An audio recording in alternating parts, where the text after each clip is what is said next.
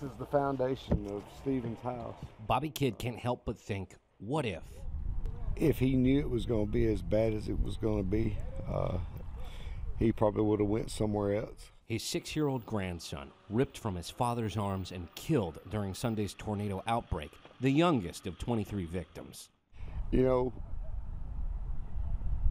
you lose a grandson, it's very hard.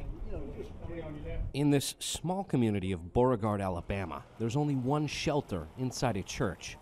You know, the drive from here to Providence is probably 10 minutes at the most. But, you know, that 10 minutes, you know, could take somebody's life.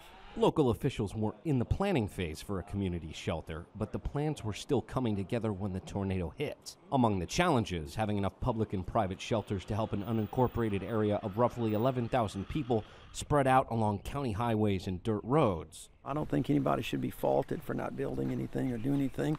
Senator Doug Jones, touring the damage, says he hopes this tragedy opens the door for funding private in-home shelters as opposed to community shelters. What I really think we need to be looking at in the long term is trying to figure out ways so that when they rebuild, they can build a shelter in. We rebuild, we'll probably put in like a safe room or something like that.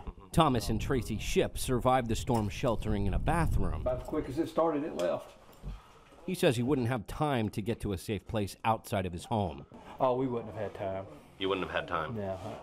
By the time you knew what was going on, if you'd have had to go a mile or two up the road, you wouldn't have had time. But, you know, time's going to heal everything. But this one grandfather who lost his grandson says the current situation is unacceptable.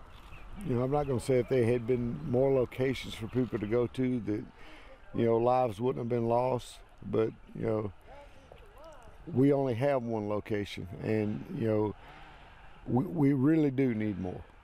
Federal grant money helped fund the construction of hundreds of shelters after a deadly tornado outbreak in 2011. People in this devastated community hope more shelters will someday save lives.